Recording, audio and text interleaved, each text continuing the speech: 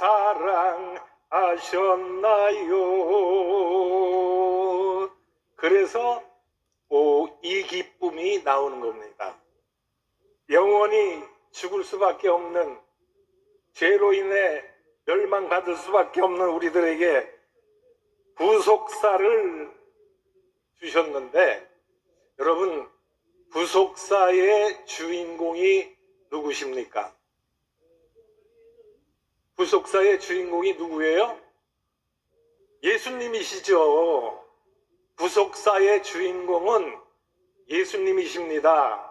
그리고 오늘 본문을 읽어보면은 하나님의 영에 감동된 사람이라는 말을 했는데, 이게 누구의 말이었어요? 바로 왕, 애굽의 바로 왕의 말이었습니다. 애굽의 바로 왕이 요셉이 그 꿈을 해명하는 것을 보고 나서, 야, 이처럼 하나님의 영에 감동된 사람을 우리가 보지를 못했노라, 그런 이야기를 합니다. 하나님께서 이 세상을 창조하시고 그 다음에 하나님의 찬양받으시기 위해서 우리 인간들을 지으셨다고 했습니다. 세상 만물을 하나님께서 말씀으로 창조하셨습니다. 뭐가 있으라, 있으라 하면 그대로 있어지는 거예요. 근데 사람은 하나님께서 말씀으로 창조하신 것이 아니고 손수, 흙을 가지고 사람의 모양을 빚으셨는데, 이 사람의 모양이 누구의 형상을 따라? 하나님의 형상을 따라, 우리의 형상을 따라 우리가 사람을 만들자. 그리고 사람을 창조하셔서 에덴 동산에 살게 하셨습니다. 저는 요즘에 이 세상을 살아가면서 날씨가 덥고 소나기가 막 쏟아지고 폭풍우가 내리고 이러는 이 환경을 이렇게 보면은, 야, 에덴 동산에는 이런 일이 없었을 터인데 낮에 그냥 35도, 36도, 37도 막 올라가가지고 옷이 땀이 다 젖어서 그냥 흠뻑 젖을 정도로 다 날씨가 덥잖아요. 그런데 오늘 이 오살리 기도원 대강단 대성전 이 안에는 에어컨을 시원하게 틀어놓고 여러분들이 하나님의 말씀을 듣고 하나님을 찬양하고 하나님 앞에 영광 돌리게 됨을 감사드리게 되는 것입니다. 그래서 하나님은 우리에게 찬양 받으시기 위해서 우리를 지으셨고, 우리가 항상 하나님을 찬양하는 삶을 살아가야 될 줄로 믿습니다. 오늘 인류의 구속사를 이루신 분이 아까 말씀드렸듯이 예수 그리스도라고 말씀을 했습니다. 그럼 이 예수 그리스도가 이 땅에 오시기 위해서 몇 사람의 과정을 거치면서 오지 않았습니까? 아브라함과 이삭과 야곱과 그 다음이 누구예요? 요셉의 하나님. 오늘 본문의 주인공이 누구예요? 요셉입니다. 요셉. 네, 야곱에게는 몇 아들이 있었습니까? 아들이 12아들이 있었어요.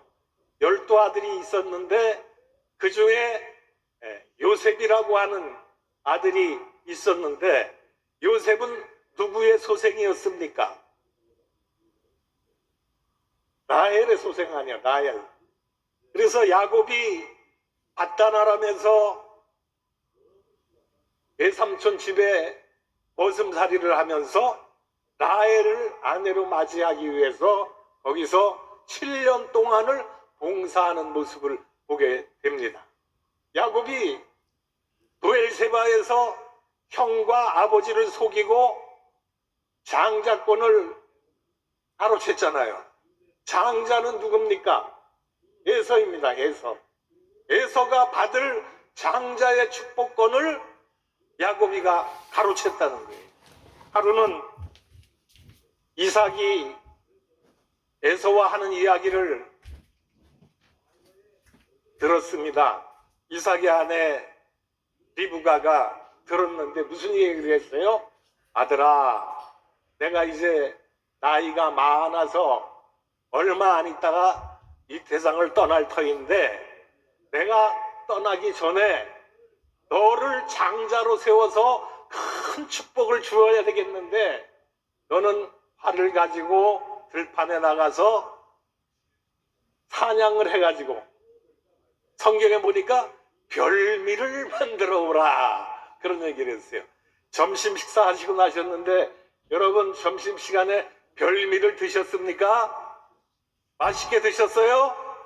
예, 별미를 가져오라. 그러면은 이 별미를 내가 먹고 너를 마음껏 축복하리라. 그런 얘기를 했어요. 이 소리를 리브가가 들었어요. 이삭의 아내. 그래가지고 이 이삭의 아내가 와가지고 야곱에게 하는 얘기가 야곱아 너의 아버지하고 너의 형 에서가 하는 얘기를 들었는데 에서가 들판에 나가서 고기를 사냥을 해오면은 그것을 맛있게 별미를 해서 아버지에게 드리면 아버지가 그것을 먹고 기운을 차리고 마음껏 축복하게 하겠다 이렇게 말을 했다는 것을 전해 주었어요. 그러니까 네가 나가서 저 우리간에 가서 아주 살찐 염소를 잡아다가 내게 가져와라. 그러면 내가 맛있는 별미를 만들어서 내게 줄 테니까 네가 그것을 가지고 가서 아버지에게 드리고 아버지로부터 마음껏 축복을 받아라. 장자권의 축복을 받으라는 거예요. 근데 이 야곱이 왜 요셉에게 이런 저거를 베풀었을까? 성경 말씀을 읽다 보니까 야곱이 형을 속이고 브엘세바를 떠나서 밧단 아람으로 도망가는 가운데 첫날 밤 루스라고 하는 곳에 도착을 했는데 날이 어두웠어요. 그래서 잠을 자야 되겠는데 어디다가 잠잘 자리를 만들고 잠을 잘까? 잠잘 만한 자리가 없어. 그래서 돌멩이를 하나 이렇게 찾아서 베개 될 만한 것을 갖다가 놓고 거기에 베개를 하고 하룻밤을 자게 되었는데 꿈에 하나님께서 야곱에게 나타나셔서 창세기 28장 15절 이하에 보면은 축복하는 말씀이 나옵니다. 하나님께서 야곱에게 하신 말씀이 무엇입니까?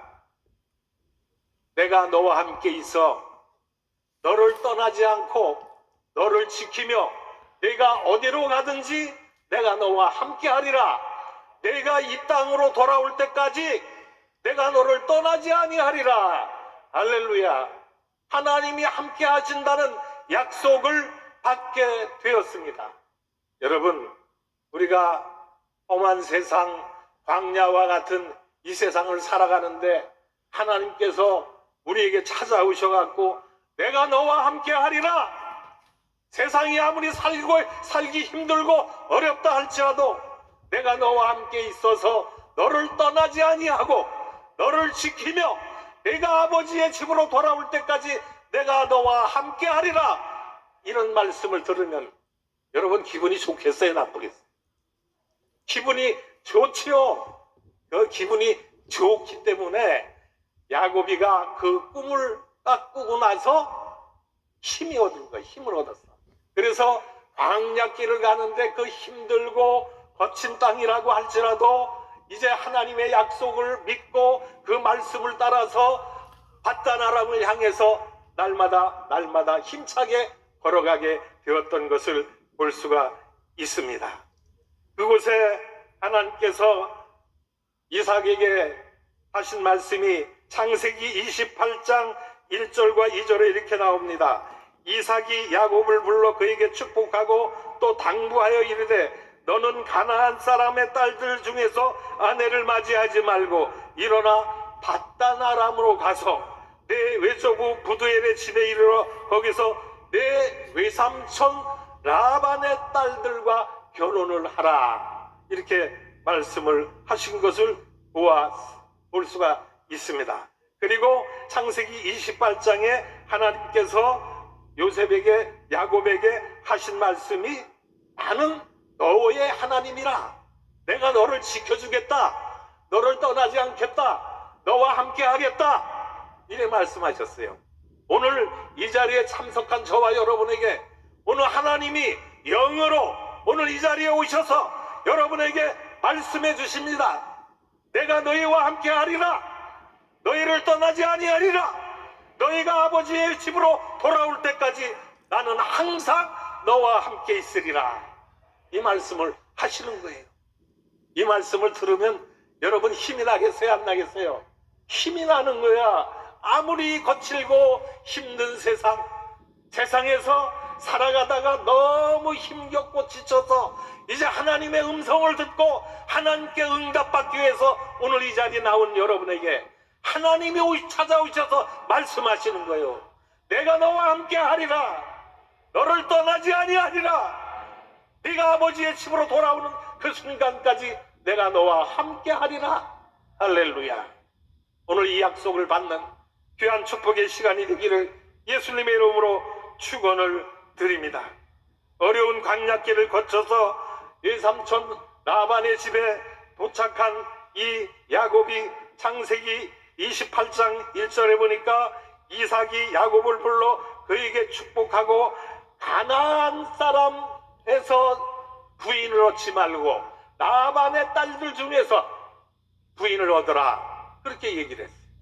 그래서 외삼촌 집에 도착해서 외삼촌과 이야기를 하는데 라반이 야곱에게 한 말이 뭡니까? 네가 아무리 나의 조카지만 네가 우리 집에서 그냥 일을 해서야 되겠느냐? 네가 품삯을 정해라. 그렇게 이야기를 했어요. 여러분 같으면 무엇을 달라고 했을까요?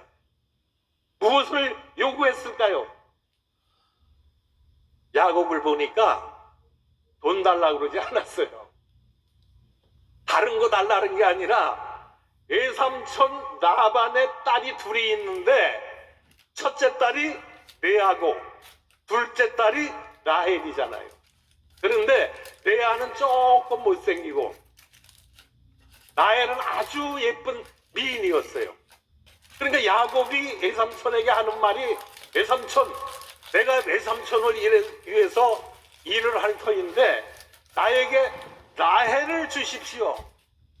여러분 결혼하는데 선 보러 갔는데 그 집에 딸이 둘이 있는데 한 딸은 예쁘게 생겼고 다른 한 딸은 못생겼어. 그럼 여러분 누구를 택하겠어요? 예쁘게 생긴 여자를 택할 것 아니에요. 미운 사람을 택할 사람 여기 있겠습니까? 아니에요. 예쁘고 참하고 한 사람을 여러분이 고를 거라 그런 얘기요. 그래서 야곱이 마음에 든 사람이 라헬이었어요. 그래서 라헬을 나에게 주시면 내가 7년 동안 외삼촌을 위해서 봉사하리라. 그런 얘기를 했습니다. 그래서 야곱이가 7년 동안을 열심히 일을 해주고 딱 7년 되는 날 외삼촌에게 이야기를 하지 않습니까? 외삼촌과 나와 약속한 기일이 다 되었는데 이제 나에게 라헬을 주십시오. 그렇게 얘기했더니 라반이 어떤 것을 했습니까? 동네 사람들을 다 불러다가 잔치를 베풀어 버렸어요. 여러분 잔치집에는 뭐가 들어갑니까? 가장 기본적인 것 술이 들어가. 술. 잔치집에 술. 우리 어렸을 때 시골에 살을 때 보면은 이웃에 결혼식이 일어나면은 양조장이 있는데 거기에 막걸리통이 하얀 거, 큰 거 이런 게 있었잖아요. 그거를 몇 통을 갖다가 동네 사람들에게 막 먹이고 잔치를 베푸는 거야.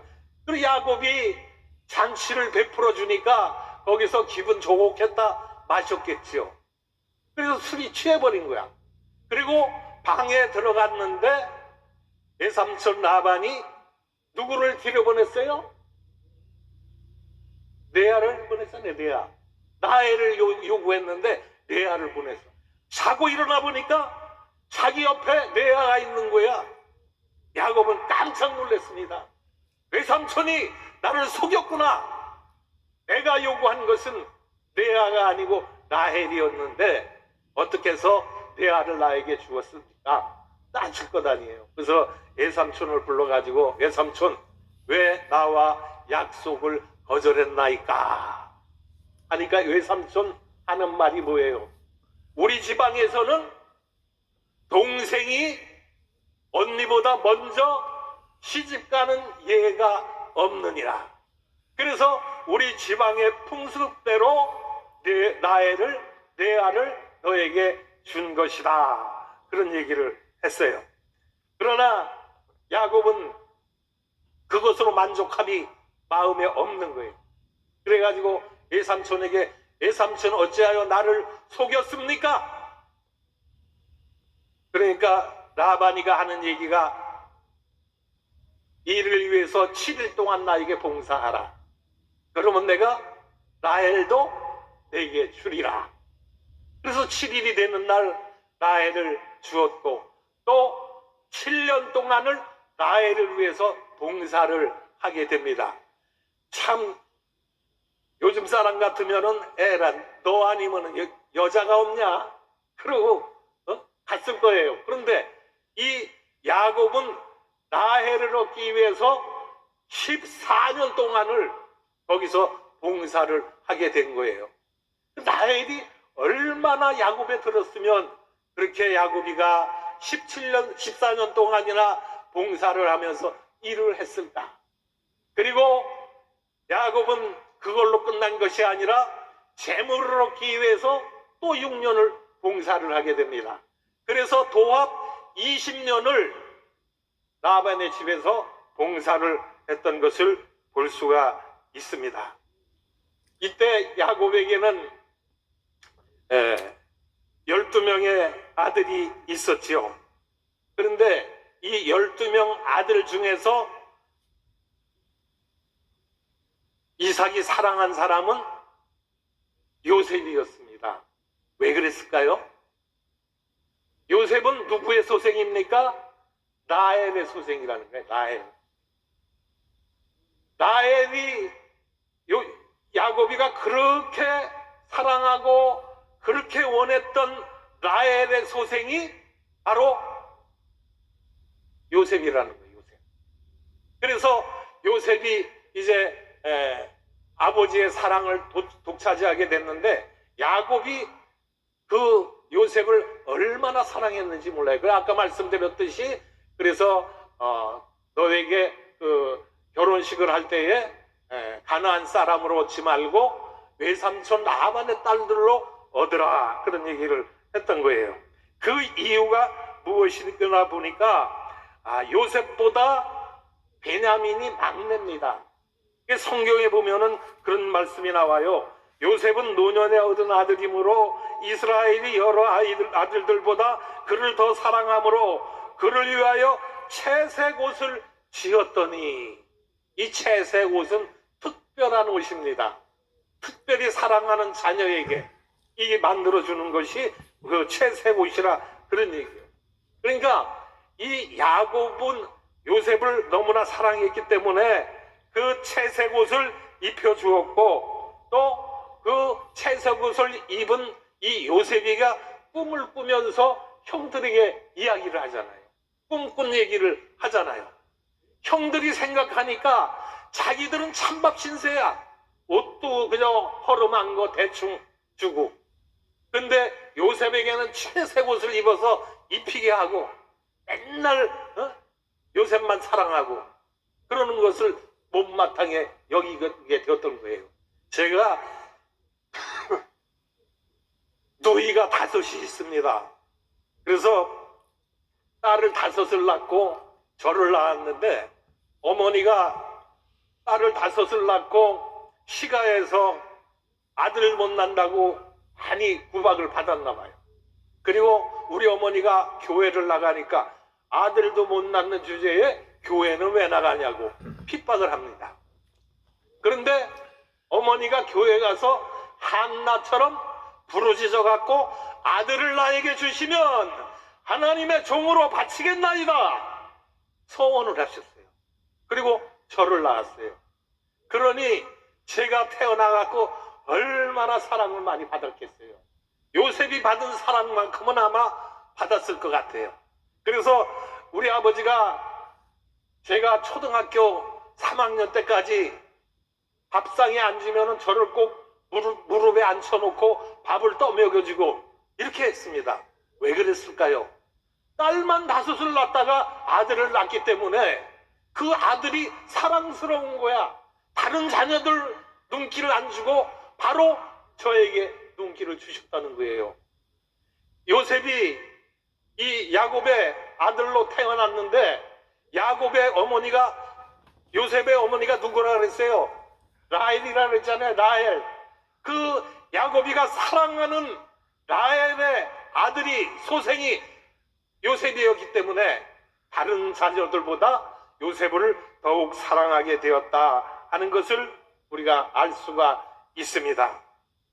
이와 같이 야곱에게 12아들이 있었지만은 그 12아들 중에서 가장 사랑을 많이 받은 요셉은 하나님의 특별한 택함을 받은 사람이었던 것을 볼 수가 있습니다.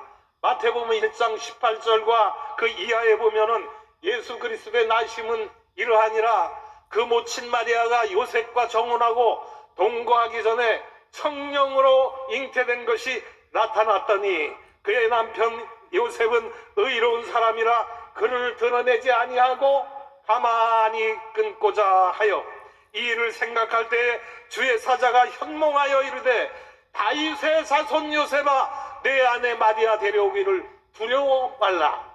그에게 잉태된 자는 성령으로 잉태된 자니라. 이런 말씀을 하시는 거예요. 마리아가 잉태한 그 태아는 인간적인 방법으로 잉태된 것이 아니라 성령으로 잉태되었다. 그래서 예수님의 어머니가 마리아이고 예수님의 아버지가 육신의 아버지가 요셉이 아니었습니까? 그러니까 요셉은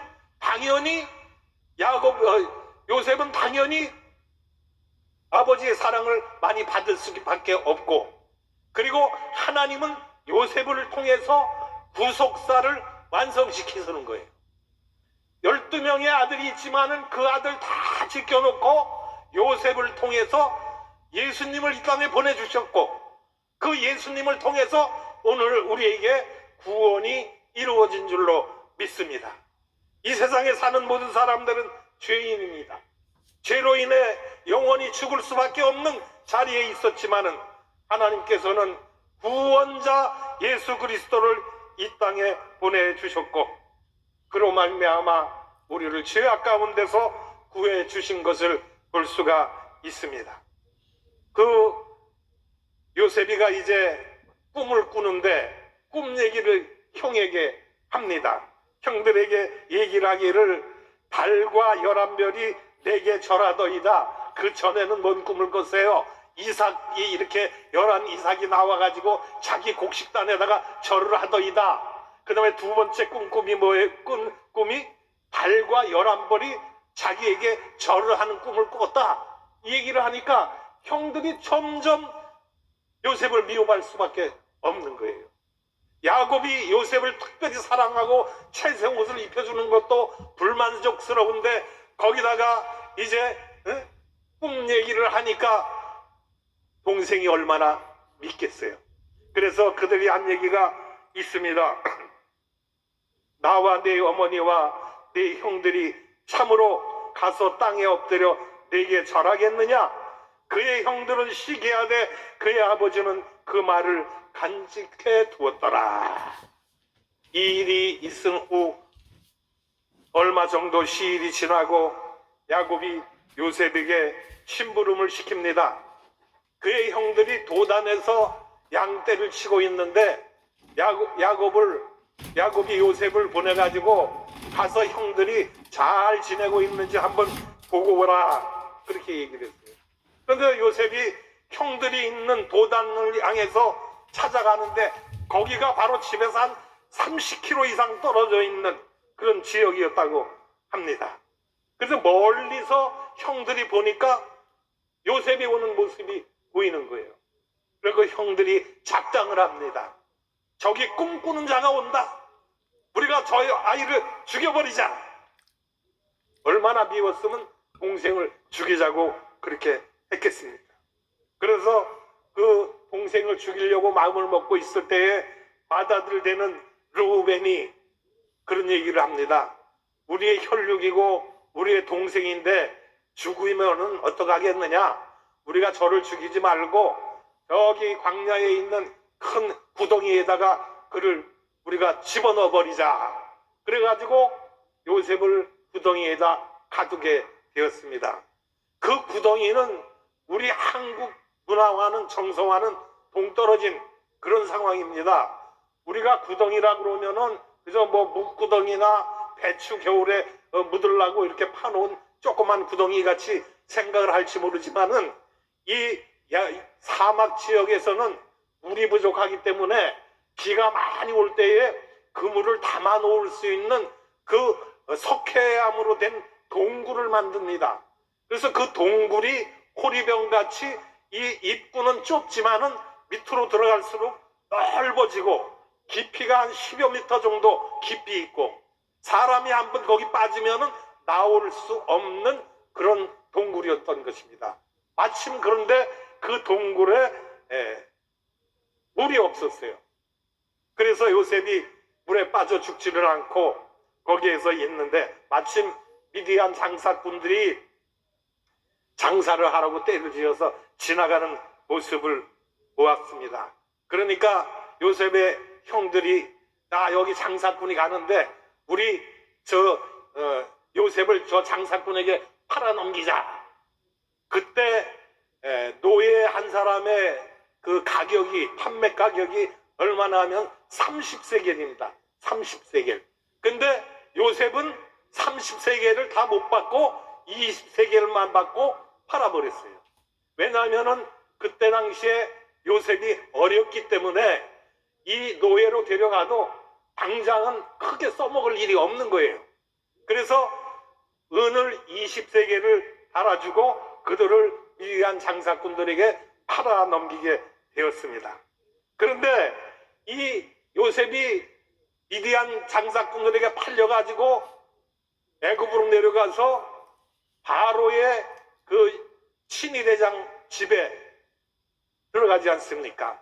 거기에 집사로 들어가게 되는데 여호와께서 아브라함에게 이르시되 너는 반드시 알라 내 자손이 이방에서 객이 되어 그들을 섬기겠고 그들은 400년 동안 내 산소를 괴롭히리니 그들이 섬기는 나라를 내가 징벌할지며 그 후에 내 자손이 큰 재물을 이끌고 나오리라. 너는 장수하다가 편안히 조상에게로 돌아가 장사될 것이요 내 자손은 4대 만에 이 땅으로 돌아오리니 이는 아모리 족속의 죄악이 아직 가득 차지 아니함이더라. 이렇게 말씀을 하고 있습니다.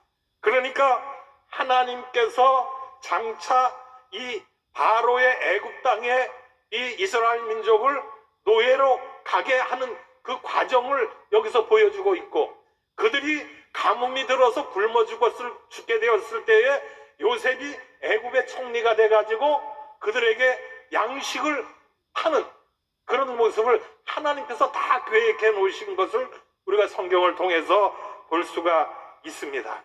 그리고 하는 얘기가 4대 만에 너희가 집으로 고향으로 돌아갈 것이다. 그런 얘기를 하고 있습니다. 저는 이 부분을 읽으면서 이런 생각을 해봤습니다. 오늘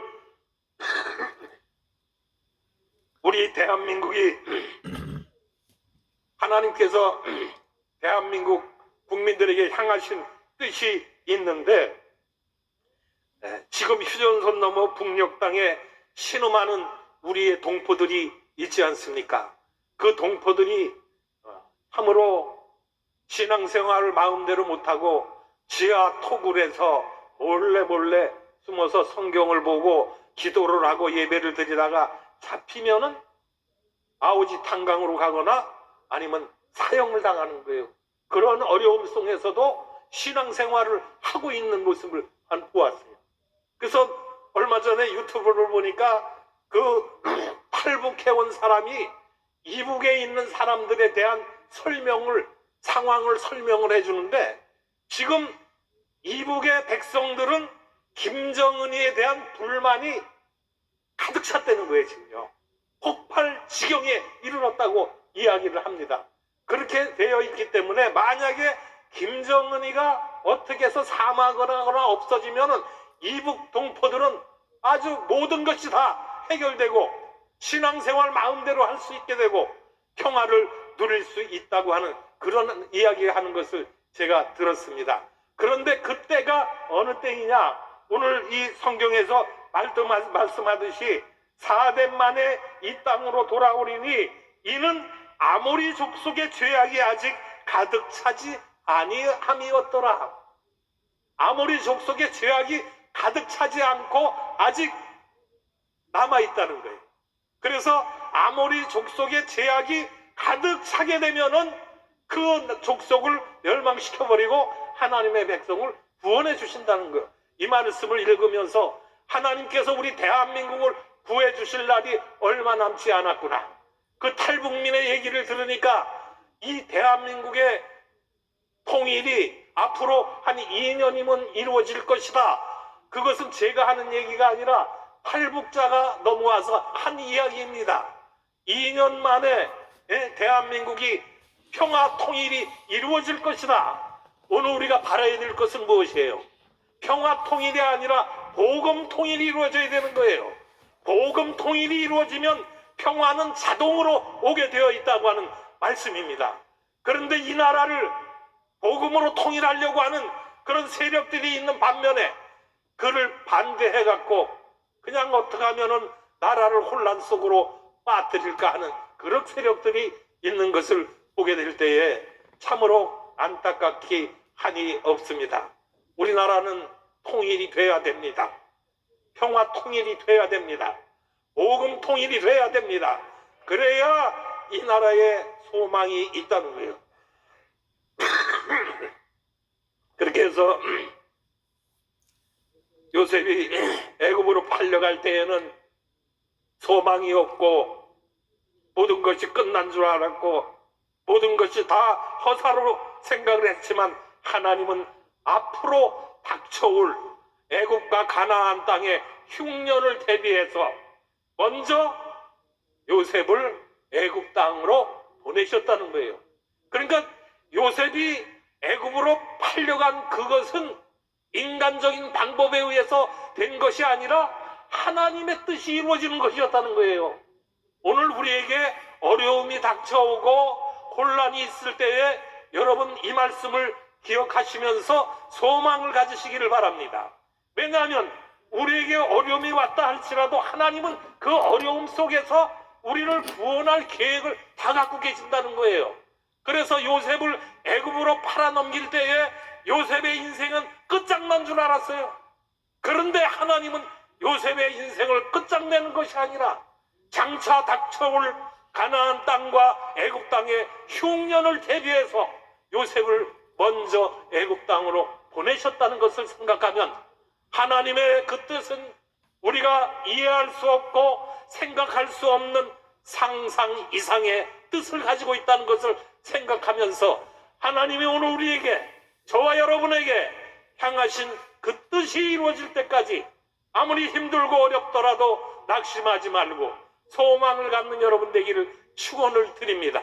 요셉이 애굽으로 풀려갈 때는 소망이 끊어졌어요. 모든 게 끝난 줄 알았어요. 망한 줄 알았어요. 그런데 요셉은 어떻게 됐습니까?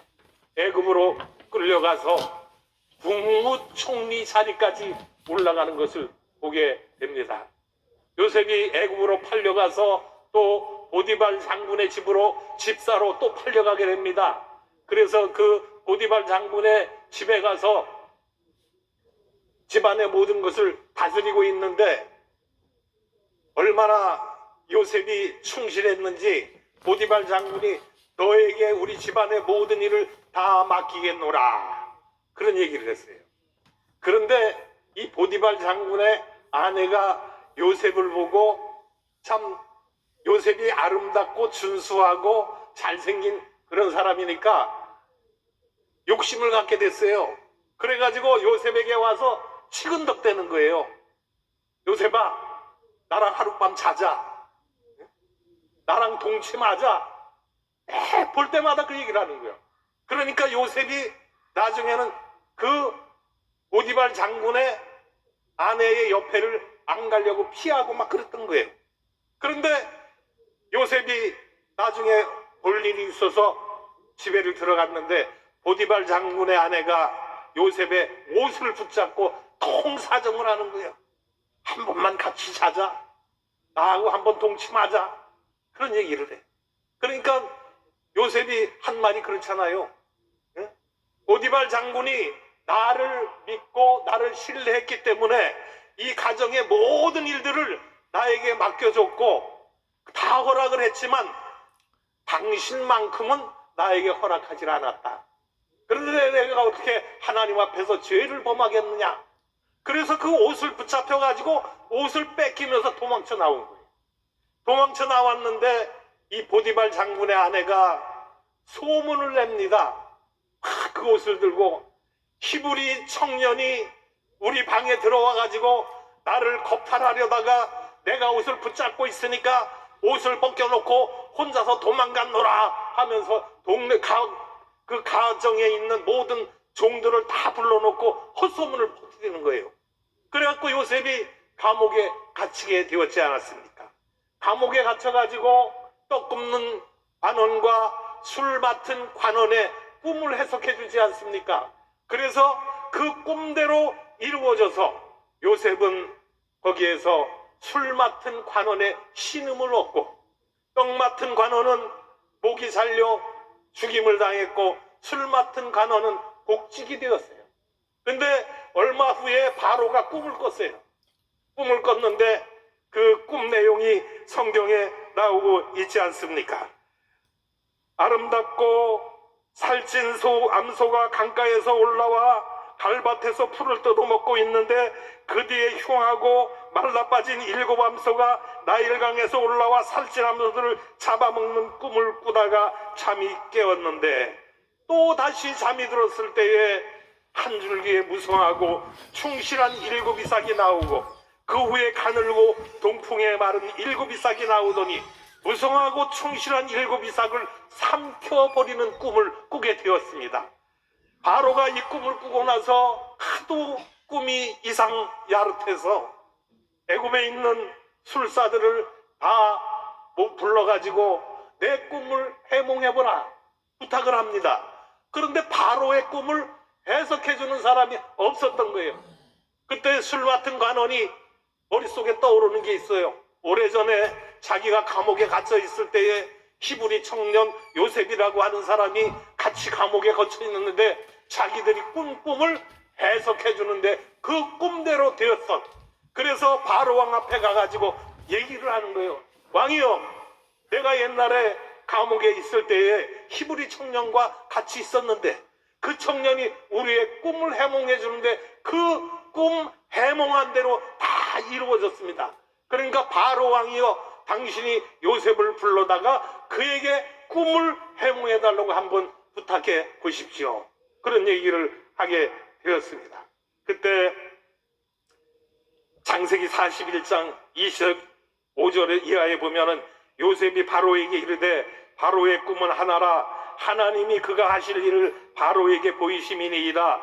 7 좋은 암소는 7회요 7 좋은 이삭도 7회니 그 꿈은 하나라. 그 후에 올라온 파리하고 흉한 암소 7소는 7년이요 동풍에 말라 속이 빈 7 이삭도 7회 흉년이니 내가 바로에게 이르기를 하나님이 그가 하실 일을 바로에게 보이신다 함이 이것이니라.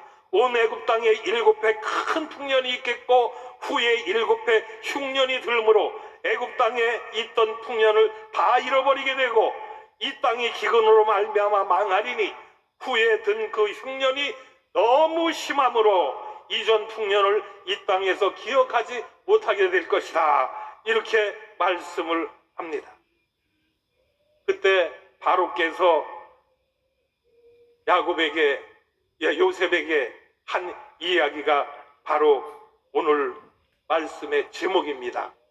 이와 같이 하나님의 영에 감동된 사람을 우리가 어찌 찾아볼 수 있을까?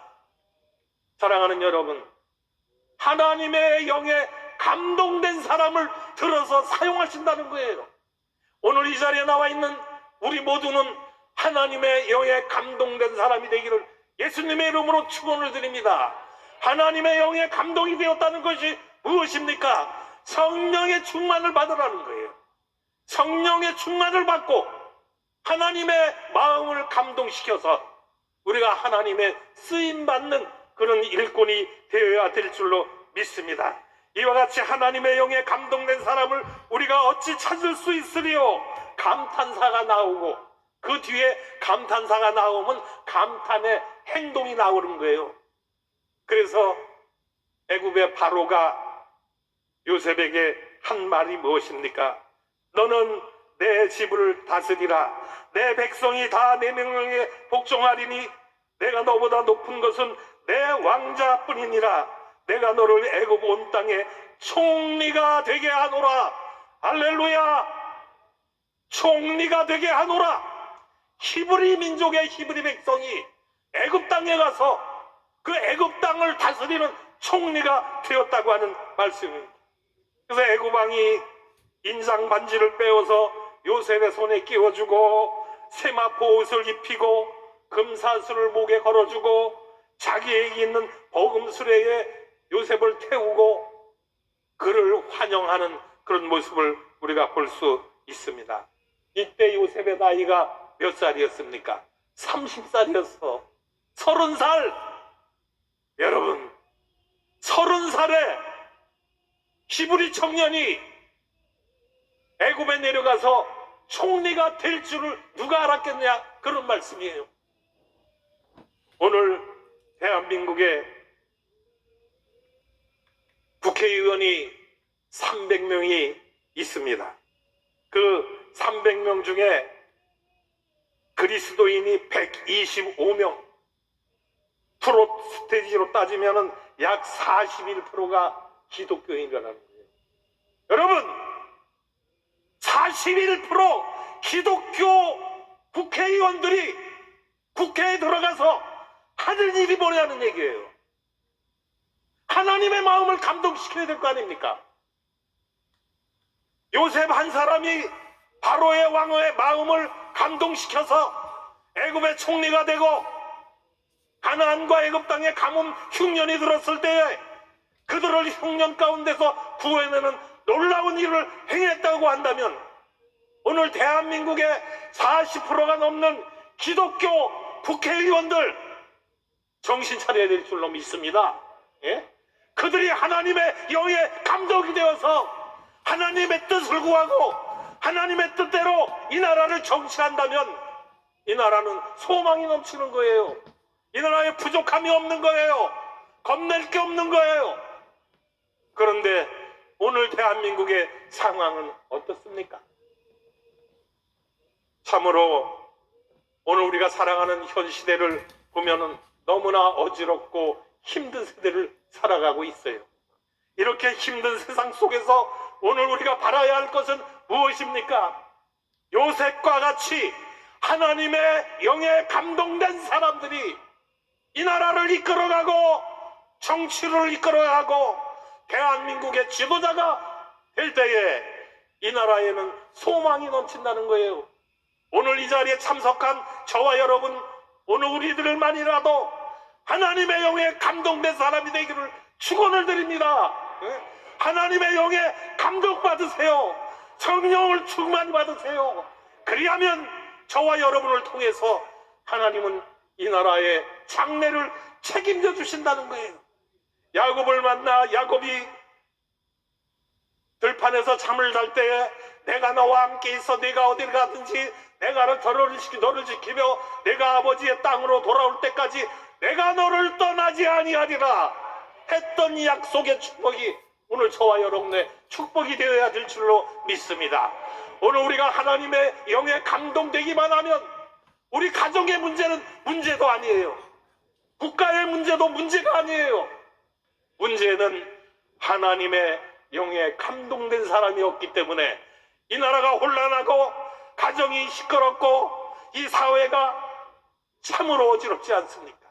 묻지마 살인, 옛날에는 묻지마 폭행이라더니 이제는 묻지마 살인이 돼버렸어요. 길거리에 나가 다니기가 무섭다는 거예요. 예? 길 가는 사람, 아무 상관도 없는 사람을 흉기로 찔러서 죽이고, 등산 가는 아가씨를 데려다가 죽이고 강탈하고, 이 세상이 이렇게 갔어요. 이런 세상 가운데서 우리가 어떤 소망을 가져야 됩니까? 하나님의 영에 감동된 그런 사람들이 많이 나오기를 축원을 드립니다. 오늘 이 자리에 참석한 저와 여러분, 우리 모두는 하나님의 영에 깊이 감동이 되어서 하나님의 마음을 움직이고 하늘 보좌를 움직여서 하나님의 뜻이 이 땅에서 이루어지도록 해야 될 줄로 믿습니다. 그래야면 대한민국의 장래는 걱정할 게 없어요. 대한민국의 앞날은 하나님이 책임져 주시는 거예요. 오늘 근본송회를 통해 이 자리에 나와 있는 저와 여러분, 우리 모두는 다른 것 바라지 않습니다. 하나님의 영에 감동되시기를 축원드립니다. 예? 하나님의 영에 감동되어서 성령을 충만히 받고 하나님의 뜻을 이루는 우리 모두 되기를 예수님의 이름으로 축원을 드립니다.